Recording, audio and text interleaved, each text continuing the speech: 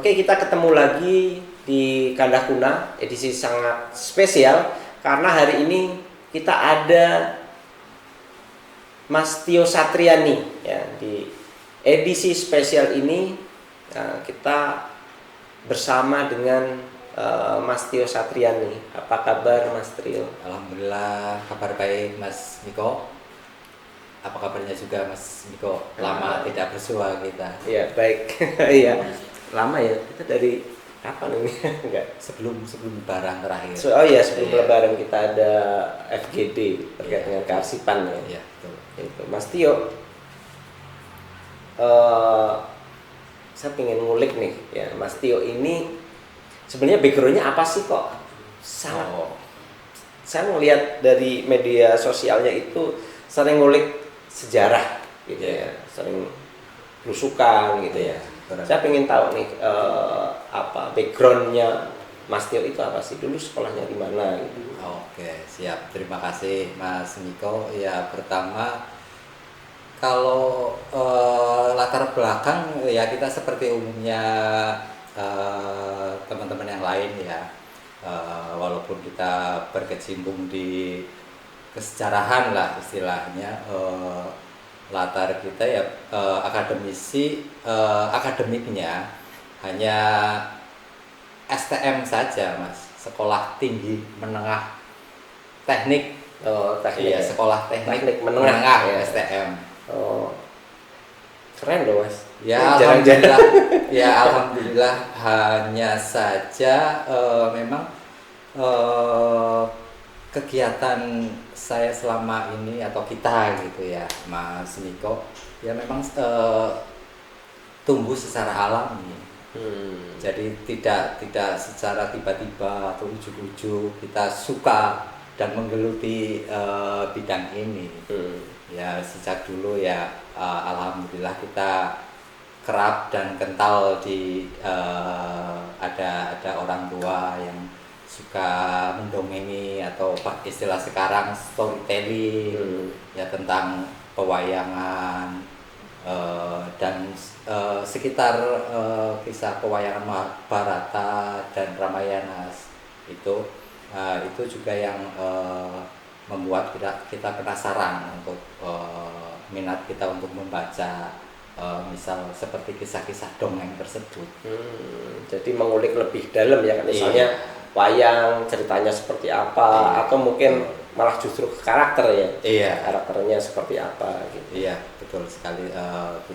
Kita penasaran tentang tiap-tiap karakter yang ada dalam kisah-kisah perwayangan itu.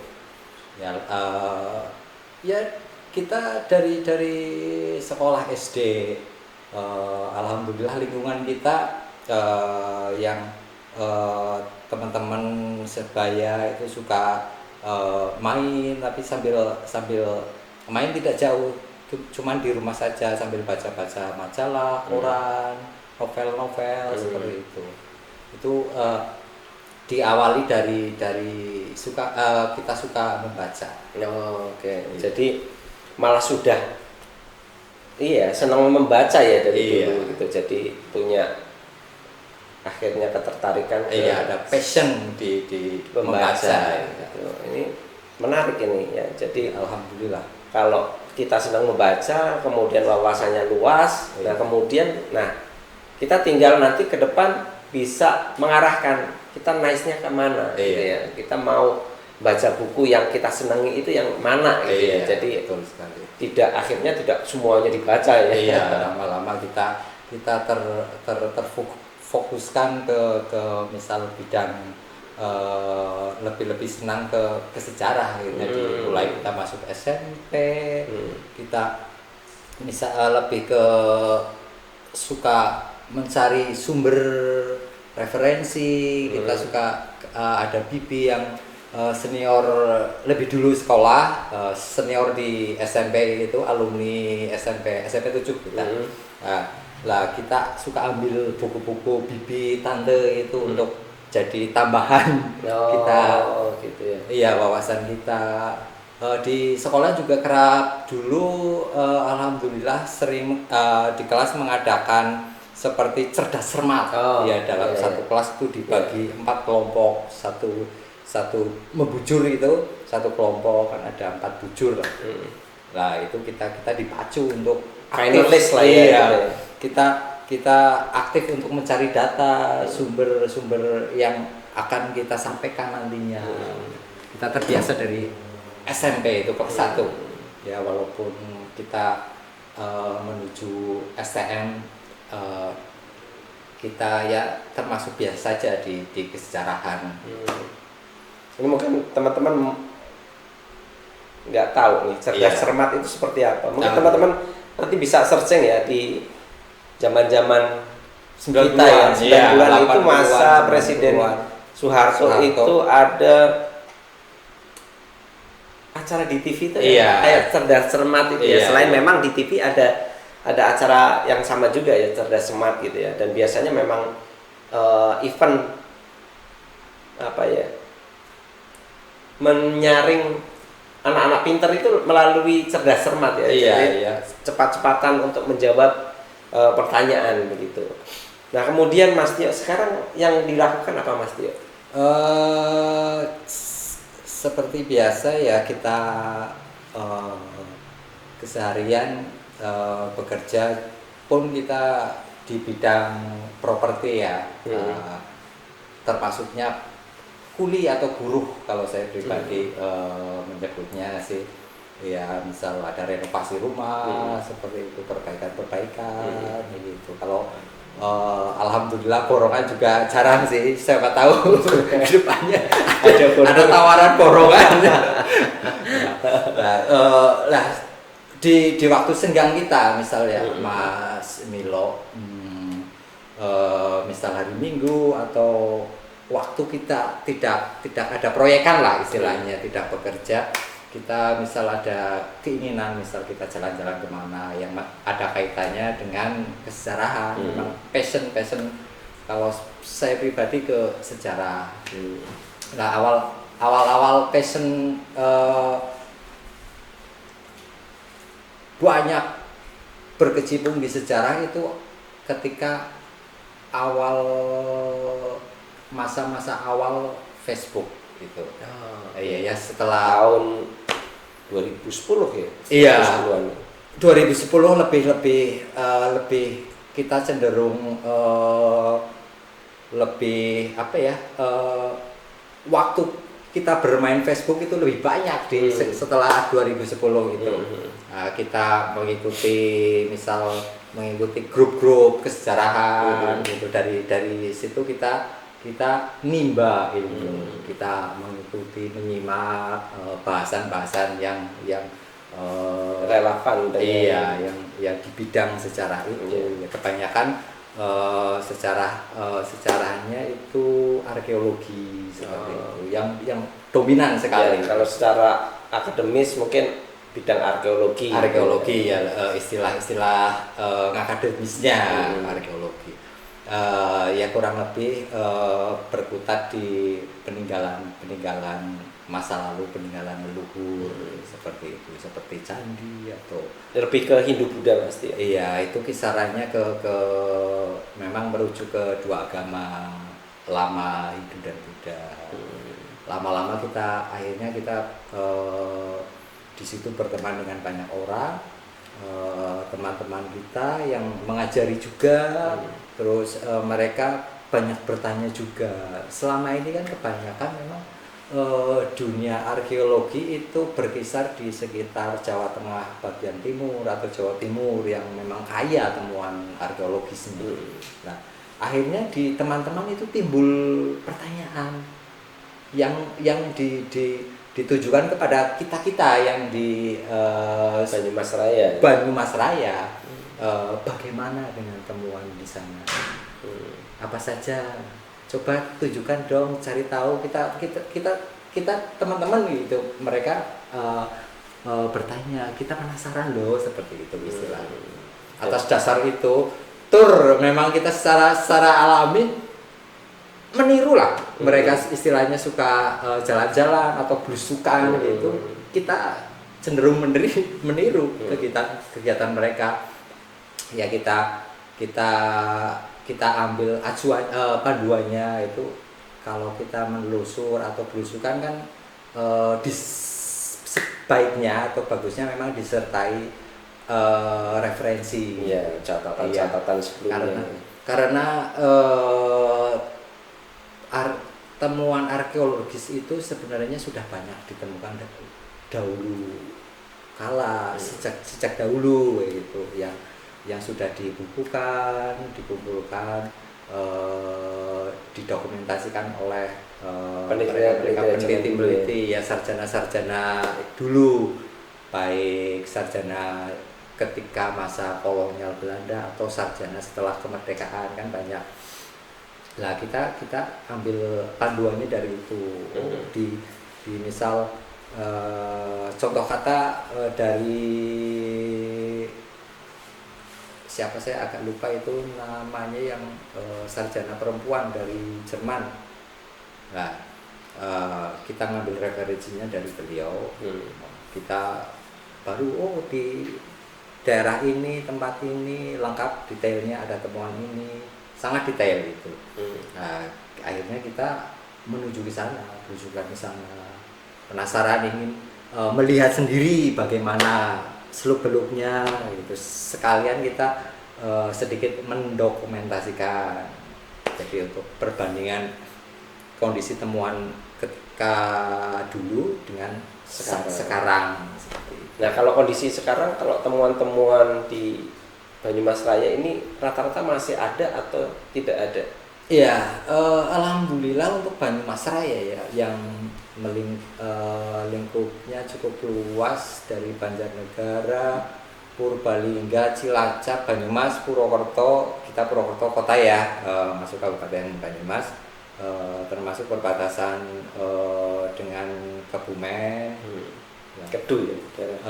Iya, Karesidenan Kedu ya? Dulu Karesidenan Kedu atau Karesidenan Pagelen kan pernah 2 kali ganti. Alhamdulillah temuan arkeologisnya cukup, jadi tidak berubah kondisinya dari awal temuan oleh peneliti terdahulu, sarjana terdahulu, dengan setelah kita datangi lagi, cek lagi, kita cermati lagi, tidak banyak berubah. Tapi alhamdulillah beriring waktu semakin kesini semakin memang ada terungkap, ada istilahnya kita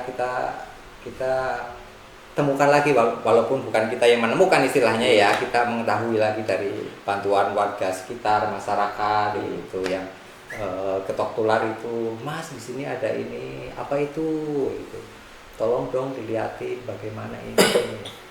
Mereka juga, masyarakat kadang perlu pengetahuan ya, sekitaran benda arkeologis tersebut. Wilayah sebaran tinggalan Buddha ya, zaman hidup Buddha ya, termasuk luas areanya dan tersebar agak rata sebenarnya sih, Mas Niko. Kebetulan kita juga sudah dengan teman-teman komunitas lain ya, kadang kita kan membaur, tidak tersekat, tidak ada kelompok-kelompokan, walaupun namanya ada kelompok, ada komunitas, tapi kita menyatu bareng-bareng gitu. Misal main, menjelajah, kita membelusuk, bisa kita masuk ke area misal Brebes kayak gitu ya, sedikit di luar Banyumas. Iya, kita melampaui Banyumas sedikit, karena memang kita tertarik dengan peninggalan tersebut, arkeologis tersebut. Ya karena zaman dahulu kan benda arkeologis tersebut tidak tersekat oleh ruang wilayah, kabupaten, kota.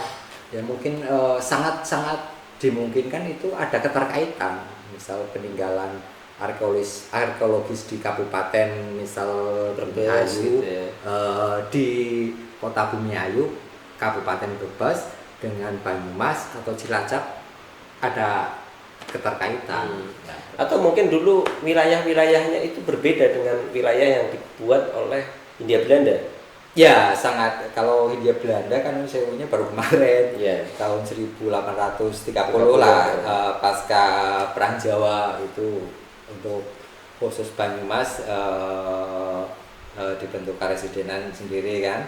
Lah, jadi peninggalan itu jauh dahulu kala ya paling itu terkaitnya dengan eksistensi kerajaan dahulu kala zaman Hindu-Buddha itu ya. Setelah kita pelajari itu Mas Miko, kan ada beberapa temuan prasasti yang sudah sangat jelas itu prasasti di Kesugihan masuk Kabupaten Cilacap itu setelah diteliti ya kita ikut membaca itu diketahui dibuat prasasti tersebut dibuat ketika masa Balitung, Raja Balitung dari kerajaan Mataram kuno. Iya, atau katakanlah biasa disebut sebagai kerajaan Medang juga. Jadi tinggalan-tinggalan arkeologis tersebut yang tersebar di beberapa kabupaten itu sangat dimungkinkan memang dari masa yang sama, yaitu ketika kerajaan Mataram kuno tersebut. Jadi jauh sebelum kerajaan mungkin ya Demak, Pajang, terus kerajaan Mataram Islam itu jauh sebelum mereka ya, sebelum kerajaan-kerajaan Islam bernuansa Islam. Ya, pun ada temuan dari Kabupaten Purbalingga yang dikenal sebagai prasasti Cipaku. Nah, itu memang belum jelas itu dari masa yang mana gitu. Mana ya, karena keterbatasan materi informasi. Iya, materi untuk dipelajari karena bentuk prasastinya sangat pendek gitu. Walaupun medianya besar di sebuah batu besar, tapi hanya dibuatkan prasasti pendek. Nah, itu yang masih jadi pertanyaan kami yang nun sewunya hanya belajar, berbeda dengan para senior yang lebih paham memahami atau akademisi dan akademisi dan memang berkompeten di bidangnya gitu. Jadi kadang kita hanya mengikuti mendengar dari mereka saja sih. Oke, Mas Tio, selain belusukan Iya. ini yang cukup intens nih. Iya. Kayaknya Mas Tio ini juga banyak mencari literatur lama nih, kayak misalnya atau mungkin bisa disebut sebagai arsip-arsip tentang ini ya, sumber-sumber sejarah Banyumas gitu ya. Mungkin ditulis oleh justru langsung gitu ya, ditulis oleh mereka yang hidup pada zaman itu. Iya, ditulis saat itu ya. Itu bisa ceritain nih Mas Tio, bagaimana mencarinya, terusan kemudian terpicu oleh apa gitu ya. Iya, betul. Terusan kemudian sampai kemudian membacanya dengan detail gitu ya. Kalau saya kayaknya tulisan lama bahasa Belanda juga lagi. Iya. Itu. Oke. Ya masih kaitannya dengan kegiatan kita belusukan itu ya di lingkungan arkeologi itu memunculkan rasa penasaran karena benda arkeologis ini, peninggalan masa lalu ini pasti pernah diteliti oleh para peneliti terdahulu. Pasti mereka meninggalkan catatan, dokumentasikannya. Ada yang hanya lewat tulisan, catatan, ada juga yang dengan foto, gambar seperti itu. Nah, dari situ kita tertarik untuk baca-baca, Mas Miko. apalagi kita sudah termasuk zaman digital kan ya, zaman yang sangat mudah. Iya, itu mempermudah kita mencari tahu apa yang kita perlukan gitu. Ya apalagi seperti Mas Milo, ya kita juga belajar awalnya dari Mas Miko kan, misal dari sumber-sumber apa kita baca di website PHAC kan. Di situ kan ditulis sumbernya seperti itu kan, dan kita penasaran apa sih, terus di sumber apa sih, bagaimana sih, kita sangat awam dulu kayak gitu. Terus kita di teman-teman grup-grup kesejarahan Indonesia Tempo dulu, terus grup-grup arkeologi itu juga saling ngasih masukan, ngasih lah. Kita belajar dari situ. Ya mau tidak mau kebanyakan memang dokumen-dokumen tersebut memang sebagian besar itu ditulis dalam bahasa dan aksara Belanda ya, karena mereka dulu sarjana Belanda dulu yang mencatatnya. Memang kemudian banyak dilengkapi oleh sarjana di masa kita setelah merdeka. Nah, kita belajar dari website itu sumber tersebut. Ya banyak lah ya Mas Miko ya. Mas Miko Milo Wicaksono, saya agak terlibat. Jadi kita penasaran, kita buka bagaimana caranya, cara membukanya bagaimana seperti itu. Mau tidak mau kita harus ada alat untuk mencari. Iya, membantu kita memahami dan mengerti tulisan berbahasa Belanda tersebut. Ya.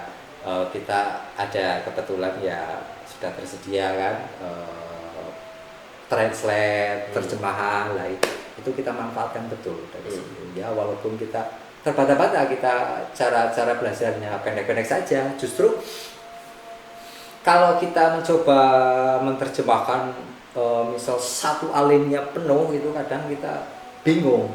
Nah kadang kalau saya belajar awalnya ya pendek-pendek saja, satu kalimat itu separuh dua baris, kita coba terjemahkan. Lama-lama karena kita terbiasa memahami struktur kalimatnya yang mungkin DM atau MD menerangkan, kita agak sedikit memahami pola-pola bahasa Belanda, tata bahasanya beda ya, struktur mereka kita sedikit agak akrab. Nah, terus kosakatanya juga kadang dari beberapa penulis itu berbeda gaya aksara yang mereka, bukan aksara, gaya ejaan. Suka berbeda, kita cermati kadang hal itu. Apalagi kemudian setelah kita bisa masuk ke situs-situs website yang dijadikan sumber itu, kita melangkah terus, kita semakin lebih ke cermat dari penggunaan ejaan. Awalnya mungkin kita pencarian menggunakan kata misal untuk Banyumas saja, ejaan lama Banyumas ya. Ternyata ada ejaan yang lebih lama lagi. Iya, itu pun sebenarnya kita tidak sengaja, karena kadang ada kesalahan ketik mereka, kesalahan nulis. Kadang saya tiru, kita salin saja ya, atau copy paste aja, kita pergunakan di kolom pencarian, di kata kuncinya. Iya, jadikan kata kunci lah. Dari ketidaksempurnaan itu, ejaannya tidak sempurna itu, akhirnya malah muncul, kita kebuka. Nah, lama-lama memperhatikan ejaan untuk Banyumas sendiri itu, yang awalnya masnya itu hanya satu A, lama-lama kok ada ya satu lagi. Iya, kita memperhatikan di peta-peta lama, terus di dokumen itu loh, kok A-nya 2, salah nggak ya gitu. Terus walaupun beberapa kali kita melihat prasasti buatan kolonial di bekas Karesidenan Banyumas ya Mas Miko, lah akhirnya tersadar loh, ini prasasti juga ejaannya Banyumas, ejaannya emasnya itu menggunakan double A. Nah, setelah kita bandingkan dengan catatan dokumen itu sama, kebanyakan kita temukan banyak penggunaan double A gitu. Jangan-jangan gitu lama-lama kita pakai jadi kata kunci gitu. Akhirnya terbuka lah, semakin lama semakin terbuka banyak catatan yang belum terbuka ya, belum kita baca gitu ya. Dari memang perlu kesabaran Mas, perlu waktu, selain waktu ya perlu juga memang ditemani kopi sama rokok, itu nomor 1. Memahami masa lalu gitu ya. Iya, sih sambil santai, kadang duduk-duduk ya, misal kita bosen dengan PC, komputer, sekarang sudah ada media yang ringkas, HP gitu ya, bisa sambil wiridan lah istilahnya kita. Wiridan nyampe surat apa ya. Nah dari situ Mas Milo. Oke. Nah tentunya ketika menemukan arsip-arsip baru seperti itu, ada nggak perbedaan atau Mas Tio mungkin menemukan sumber-sumber atau tulisan yang merujuk pada perbedaan sejarah yang pernah kita ketahui selama ini ya. Mungkin selama ini kan sudah ada banyak penulis lah yang menceritakan atau menuliskan tentang sejarah Banyumas gitu. Tapi kemudian, nah Mas Tio ini dari arsip-arsip yang ditemukan atau sumber-sumber yang ditemukan itu kemudian ada pemahaman baru, ada sejarah baru yang mungkin bisa meluruskan atau mungkin menganulir tulisan sejarah yang pernah ada. Iya. Ada nggak itu? Iya. Selain kita menggali arsip, data, dokumen lewat sarana ya HP gitu ya. Saya pribadi kerap mengunjungi Arkusda Banyumas ya, dan arsip dan perpustakaan daerah Banyumas ya. Kadang kita masuk ke perpustakaan, cari-cari buku yang ada apa sih di buku-buku itu ya, menceritakan apa saja tentang Banyumas ya, gitu. Selain memang banyak memang ada ditemukan buku-buku yang menceritakan Banyumas walaupun bukan penulis dari Banyumas gitu. Apalagi notabene ada sejarawan lah, seorang sejarawan di Banyumas lah ya, yang bisa dibilang cukup banyak menghasilkan buku ya.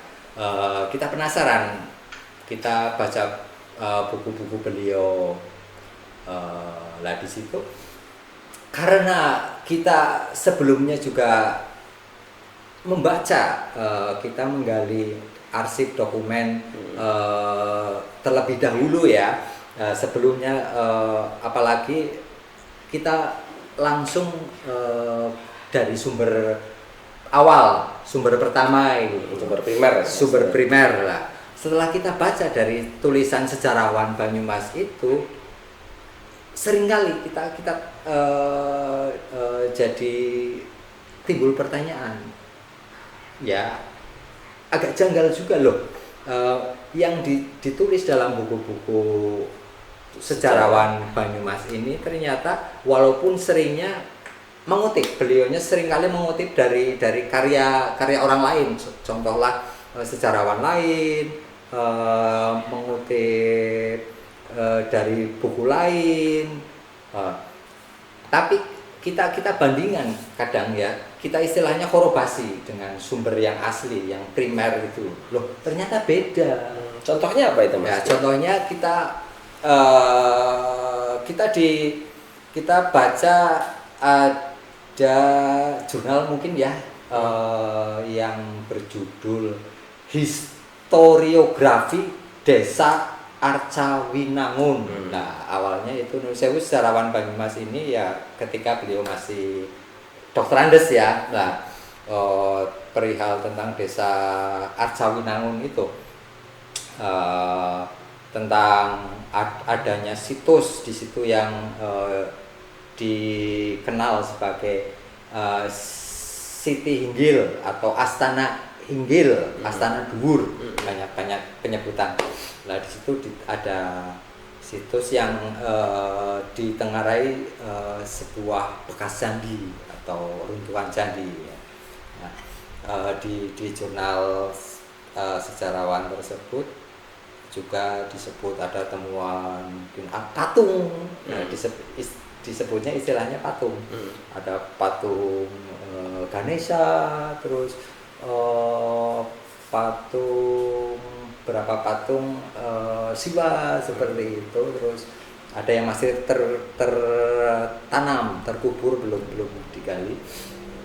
Nah, kita karena di awal kita suka membuka situs misal kayak LV ya, di situ juga kan banyak temuan arkeologis dari wilayah Banyumas. Lah itu yang disebut ada temuan sebuah arca atau patung Garuda. Nah, itu disebut memang ditemukan ditulisnya di Karangwangkal. Nah, sama seperti sejarawan Banyumas itu yang menyebutnya memang disebut di Karangwangkal yang besar, lebih dari 1 meter, terus akhirnya disimpan di Museum Nasional, kata beliaunya di dalam tulisan Historiografi Desa Arcawinangun. Setelah kita bandingkan, loh jangan-jangan awalnya saya pikir ya kita pikir wah salah ketik ini. Ada satu kesempatan kita mengunjungi beliau untuk sowan beliau ke kantor beliau. Nah, kita tanyakan langsung. Awalnya kita bawa seperti modul lah, buku gitu. Itu isinya hasil belusukan kita yang kita dokumentasikan, kita jadikan seperti modul itu. Nah, covernya itu foto arca Garuda ini yang saya ambil dari Kate LV itu. Nah, waktu saya sampaikan, saya berikan ke beliaunya secara otomatis beliaunya langsung berbicara, wah ini arca Ganesha yang hidungnya patah. Saya sempat kaget kan, loh nggak salah ini. Langsung secara ya refleks saya bilang bukan Ganesha, itu Garuda. Ini sumbernya ada, saya ambil dari Kate LV ini. Kate LV. Terus saya tunjukkan ya Nun Sewunya lebih untuk lebih yakin kan, kita tunjukkan, kita buka dari situs langsung Kate LV langsung. Ini loh. Gitu. Yang situs yang versi lama ya mungkin ya. Iya, gambar-gambar yang lama, foto-foto Garuda yang lamanya, tunjukkan ke beliaunya. Ya, dari situ terus beberapa bulan agak lama ya kita juga media menggunakan Facebook ya, media sosial ya, kadang kita saling ya tujuannya edukasi, kadang kita memposting gitu, membuka tulisan, catatan beserta foto gitu untuk memperkuatkan. Nah, suatu ketika disanggah oleh beliaunya. Nah, terus dibuat video klarifikasi seolah-olah gitu ya, seolah-olah bahwa yang ditemukan di Karawangkal dan sekitaran Arca Winangun itu Arca Ganesha, bukan. Jadi beliau tidak mengakui temuan Arca Garuda awalnya. Nah, tapi yang sangat lucu juga kalau beliau paham kait LV. Waktu pertama beliau paham, dia menyebut kait LV. Tapi kenapa foto-foto arkeologi, benda-benda arkeologi yang di kait LV selama ini tidak pernah beliau ulik? Iya, tidak pernah beliau angkat. Misal ada temuan mahkota Sambeng Kulon gitu ya, seperti mahkota gitu. Terus Arca Garuda ini kalau dia tahu KTLV kan otomatis dia mengangkat kayak gitu. Nah, itu kan satu kejanggalan sebenarnya. Apalagi arkeologi, benda-benda arkeologi itu sudah di buku dokumentasikan ya, betul, oleh Dinas Purbakala masa kolonial Belanda kan ada dinasnya. Ada dinasnya, Dinas Purbakala Batavia Genootschap. Nah, itu ada buku laporan arkeologinya, ada notulennya, terus ada buku apa satu lagi ya tentang arkeologi lah, ada laporan, ada satu buku arkeologinya lagi. Nah, jurnalnya. Iya, mungkin jurnalnya ya. Belum notulen. Terkadang notulen itu untuk rapat itu. Laporan rapat dari para kepala daerah dalam hal ini residen. Itu seringkali melaporkan temuannya ke Dinas Purbakala Hindia Belanda di Batavia waktu itu. Lah itu lengkap, disertai kadang foto.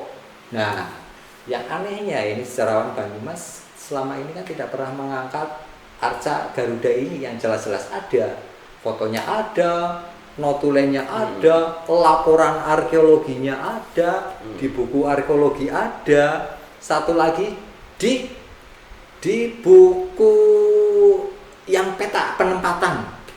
Jadi penempatan benda purbakalanya nomor berapa di bidang apa gitu, di sisi mana di tempat museum ada.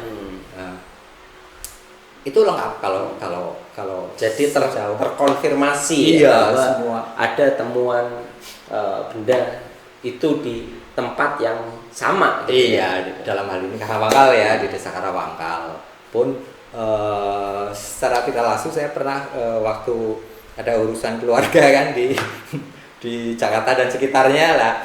Nah, itu sebelum Covid itu kan mau pulang, tapi kebetulan lewat ya sekitar Monas. Ya, saya ngejar kereta tidak nyampe, saya muter balik iya museum. sambil mikir, aduh, ngejar kereta ke stasiun nyampe percuma, saya bolak-balik. Akhirnya iya beneran ada keinginan, saya ingin menengok Museum Nasional, menengok tinggalan dari Banyumas di sana. Ya sempatkan main, memang kita sempat mendokumentasikan ya. Ketemu itu? Iya, memang yang ditemukan memang Arca Garuda sih. Ya ukuran tidak 1 meter seperti yang dibilang. Iya, yang ditulis oleh sejarawan Banyumas tersebut. Nah, ternyata cuma tinggi 84 cm sekitar situ, terus lebar juga sekitar 40 cm seperti itu. Pun kalau di notulen, di laporan arkeologi kan sangat jelas itu ditulis, ada ukurannya juga makanya. Ada dimensinya, terus siapa penemunya itu juga dicatat lengkap. Nah, itu yang suatu keteledoran bagi sejarawan Banyumas, tidak bisa menunjukkan istilahnya bukti-bukti penunjang suatu temuan yang ditulis dalam misal tulisan beliau atau jurnal beliau seperti itu ya. Nah selanjutnya apalagi nih Mas? Mungkin terkait dengan temuan tulisan yang mungkin suatu kebaruan sebenarnya mungkin kalau di dunia sejarah itu yang berbeda dengan apa yang pernah kita baca selama ini tentang sejarah Banyumas. Jadi selama ini katakanlah di Banyumas kan ada sebuah sumber ya yang katakan sumber sejarah ya, bentuknya naskah Babat yang kita kenal sebagai Babat Banyumas dengan banyak versinya ya, termasuk Babat Pasir ya. Itu saya sempat ya penasaran juga kan, ingin tahu isinya dari sudah banyak pihak yang sudah membuat bukunya di perpustakaan Jawa Tengah dulu juga saya pernah baca bukunya ya lewat digital itu, pernah baca. Terus di perpustakaan Banyumas di Arbusda juga saya sering membaca gitu lewat buku-buku yang ditulis oleh sejarawan Banyumas tersebut, atau kemarin-kemarin baru ada juga yang katanya menulis Babat Banyumas padahal kan menerjemahkan saja. Itu pun nuwun sewunya masyarakat Banyumas nuwun sewu memang jadi belum lebih ke cermat ya, ke detail. Kita belum kritis ke hal kekritisan dalam membaca ya. Misal banyak sebenarnya kejanggalan di Babat Banyumas yang bagi saya yang nuwun sewu terbiasa membaca tulisan misal atau membaca prasasti, itu kan harus kita sedikit belajar sabar mengetahui detailnya. Kita belajar dari pembacaan prasasti tersebut. Nah, dari situ kita membaca naskah Babat Banyumas. Akhirnya karena terasah pola nalar kita ya, nalar logis kita, kita ketemukan banyak kejanggalan di naskah Babat Banyumas itu. Maksudnya ada temuan apa nih Mas yang kemudian menjadi sebuah kebaruan? Kemudian lambat laun saya menemukan beberapa arsip ya. Kalau arsip kan bukan lebih istilahnya lebih kuat dari sekedar dokumen ya. Iya, lebih kuat istilahnya dari sekedar dokumen. Ini arsip, biasanya arsip itu dikeluarkan kan oleh pihak-pihak tertentu. Dalam hal ini ya katakanlah kita menemukan bundel-bundel catatan harian ketika masa company atau VOC ya.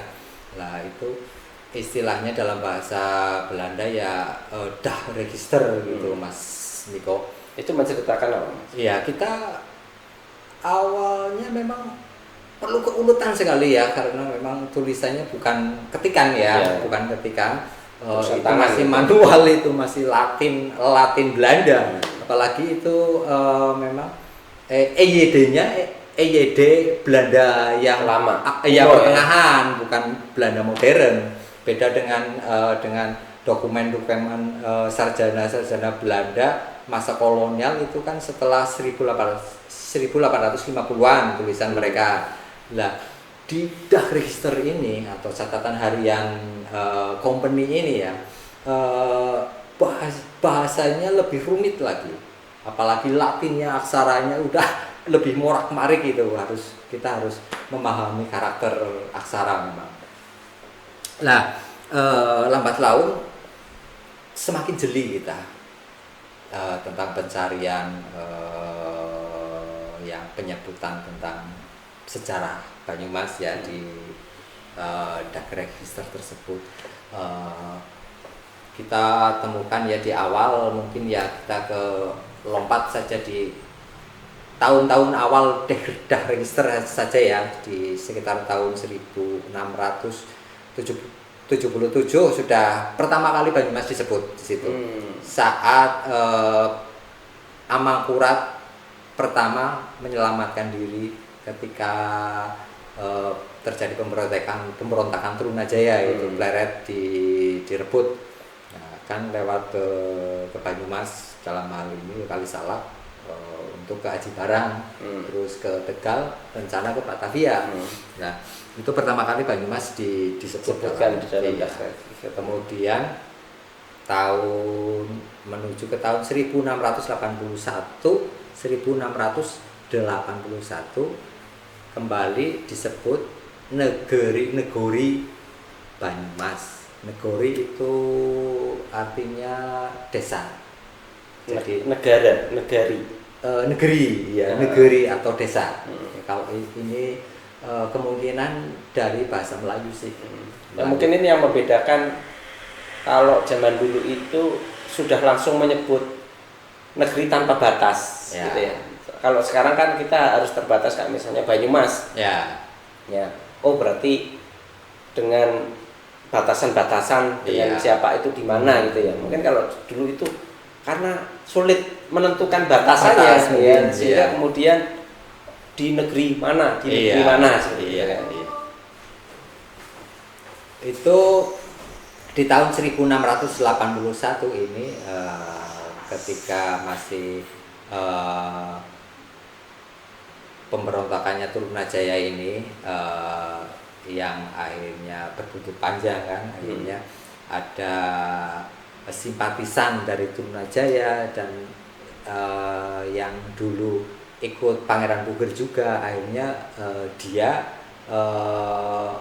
mempunyai keinginan sendiri jadi sultan, ingin berkuasa juga akhirnya, dan dia istilahnya bersembunyi di sekitaran Banyumas Raya, atau tepatnya di Kabupaten Purbalingga sekarang. Ya,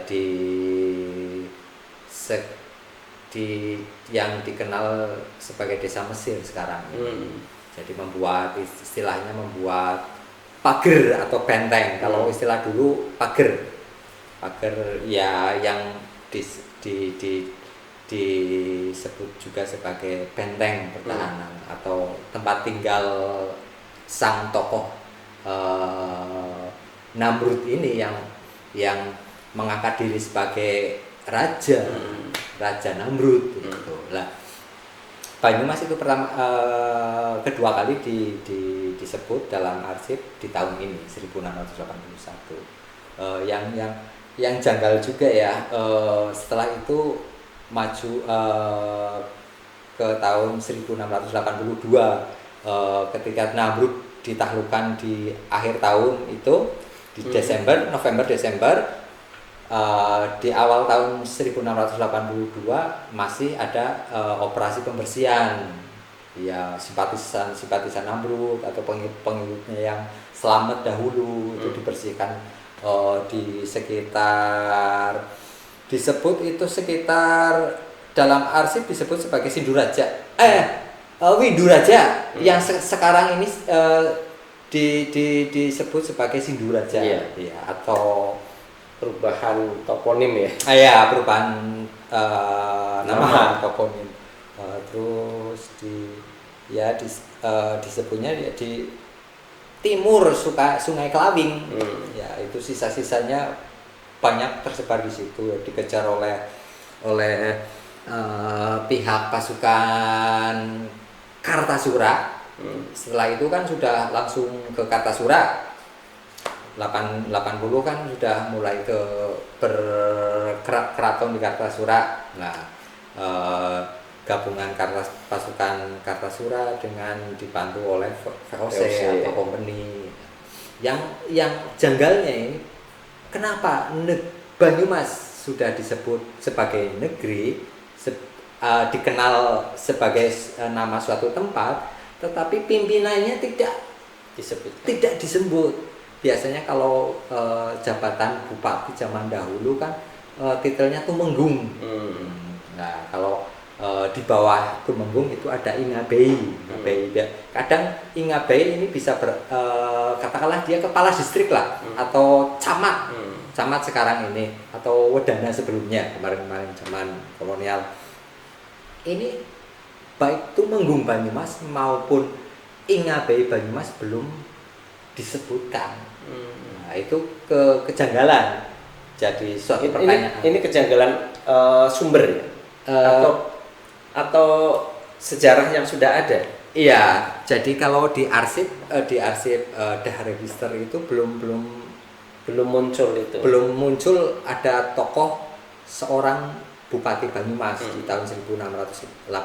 Nah, beda dibanding kita korobasi dengan Babat Banyumas, kan Babat Banyumas di situ banyak urutan nama bupatinya.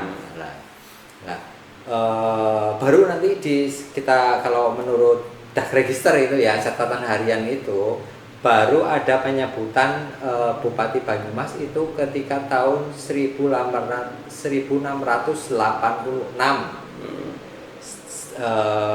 yang jelas menyebut Kiai Raksanegara namanya, itu membawahi nama daerah Lurung Tengah. Itu Lurung Tengah Banjarnegara. Iya, sekitaran antara itu kan jalan tengah sebenarnya, Lurung Tengah, jalan yang di tengah, bukan Pantura, bukan selatan, bukan daerah. Yang dimaksudkan berarti jalan Kebumen, tengah ya. Jalan tengah, ya. Di tengah-tengah Pulau Jawa, iya. Yang sekarang jadi jalan dari Banyumas, Banjarnegara, Wonosobo, itu Lurung Tengah, nyampe ke Kartasura. Nah, itu Kiai Raksanegara ini disebut memegang bertanggung jawab atas wilayah Lurung Tengah, tetapi tinggal di Banyumas seperti itu. Nah, itu yang jelas sekali dari arsip tahun 1686 dan 1688 itu.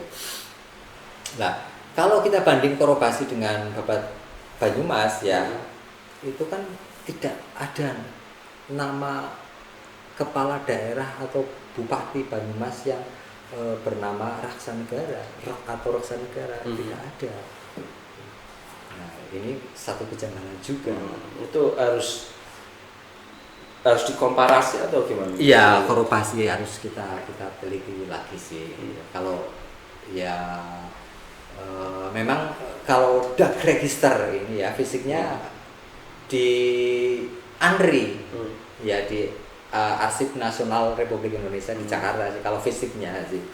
Nah, Dahregister ini sudah menjadi acuan para peneliti sih memang, para sarjana baik sarjana dari Belanda sendiri yang masih suka meneliti, ataupun sarjana dari Indonesia menjadi rujukan utama ya, bisa dikatakan memang sangat otentik, valid lah, tidak ada manipulasi atau karangan dalam catatannya seperti itu. Nah ini Mas Tio, mungkin banyak ya yang belum terungkap gitu ya. Iya, sangat banyak sejarah yang harusnya ada dan menjadi penting untuk keberlangsungan sejarah itu sendiri ya, penulisan sejarah itu. Nah ini ke depan harusnya seperti apa nih menurut Mas Tio? Kalau saya pribadi, Mas Niko, pelan-pelan untuk kita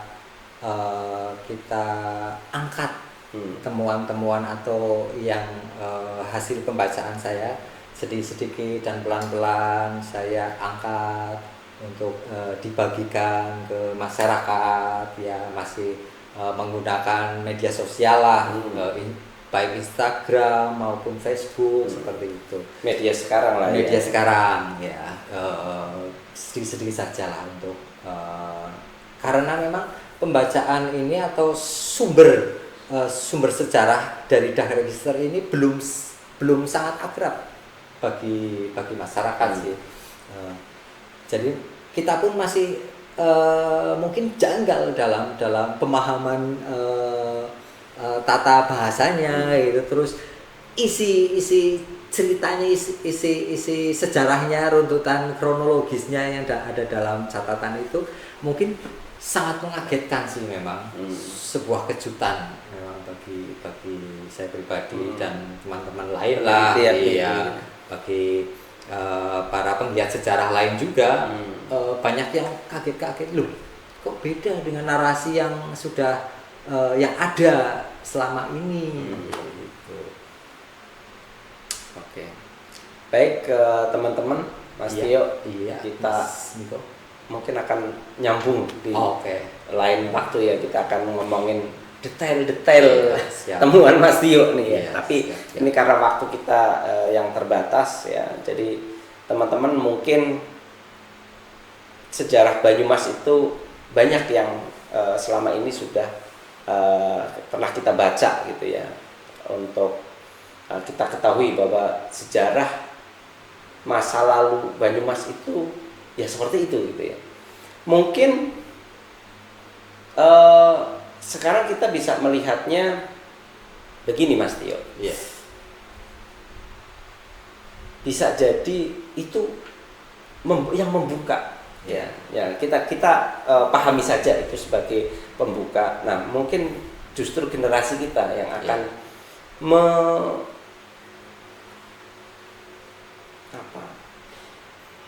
menggali lebih dalam. Jadi kita mungkin tidak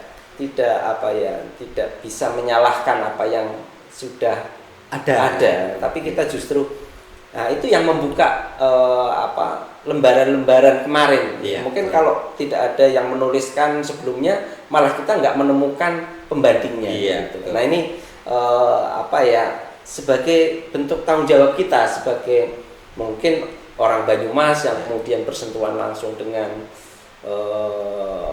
sejarah dan peninggalannya.